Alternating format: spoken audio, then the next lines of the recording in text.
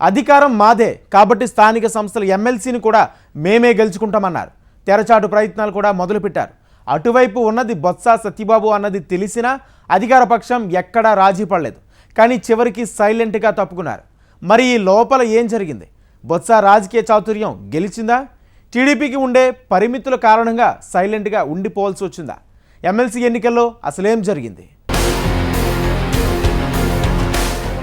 విశాఖ స్థానిక సంస్థల కోటాలో జరుగుతున్న ఎమ్మెల్సీ ఉప ఎన్నిక కూటమి వైసీపీ క్యాంపు రాజకీయాలతో వేడెక్కించింది. కానీ అనూహ్యంగా కూటమి పోటీ నుంచి తప్పుకుంది. దీంతో వైసీపీ అభ్యర్థిగా ఉన్న బొత్స సత్యనారాయణ ఎన్నిక సునాయాసమైంది. నామినేషన్ ముగియటంతో ఇప్పటివరకు 2 నామినేషన్లు దాఖలయ్యాయి.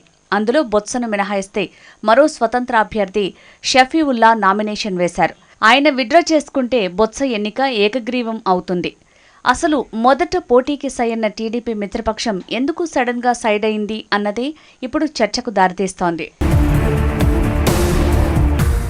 ఎమ్మెల్సీ ఉప ఎన్నికలో మొత్తం 838 ఓటర్లు ఉండగా వాటిలో దాదాపు 600 మందికి పైబడి వైసీపీ వాళ్లున్నారు. ఎంపీటీసీ, జెడ్పీటీసీలు వైసీపీకి మద్దతుగా ఉన్నారు. దీంతో తగినంత సంఖ్యాబలం లేకపోవడంతో పోటీ నుంచి తప్పుకోవడమే బెటర్ అన్న అధిష్టానం నిర్ణయం మేరకు టీడీపీ పోటీ నుంచి విరమించుకుంది. అయితే ఒకవేళ పోటీ చేసినా రాజకీయ నైతికత పాటించలేదు అనే విమర్శలు ఎదుర్కోవాల్సి వస్తుంది. అది పార్టీకి, అధిష్టానం నిర్ణయానికి అపవాదుగా మారుతుంది. దీంతో పోటీ నుంచి తప్పుకుంటేనే రాజకీయ విలువలు పాటించినట్లవుతుందని టీడీపీ వర్గాల నుంచి రెస్పాన్స్ వచ్చింది.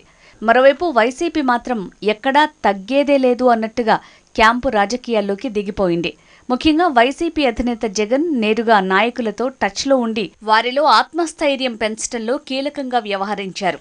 ఆ విధంగా వైసీపీ విజయం దిశగా అడుగులు వేసింది.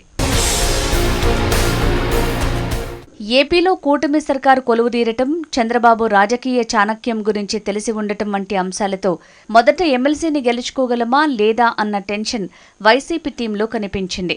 ఇటీవల జరిగిన జీవీఎంసీ స్టాండింగ్ కమిటీ ఎన్నికల్లో సంఖ్యాబలం తక్కువగా ఉన్నప్పటికీ కూటమి 10కి 10 స్థానాలు గెలుచుకుంది. దీంతో తొలుత వైసీపీ శిబిరంలో టెన్షన్ కనిపించింది. కానీ ఎమ్మెల్సీ అభ్యర్థిగా ఉన్న బొత్స మాత్రం తనదైన శైలిలో వ్యవహరిస్తూ వచ్చారు. ఏ ఎన్నికలైనా సరే బొత్స బరిలో ఉన్నారు అంటే ప్రత్యర్థుల కదలికలు, అంచనాలు అత్యంత వేగంగా ఉండాలని రాజకీయ విశ్లేషకులు చెప్తూ ఉంటారు. ప్రస్తుత ఎన్నికను 2 వర్గాలు కూడా ప్రతిష్టాత్మకంగా తీసుకున్నాయి.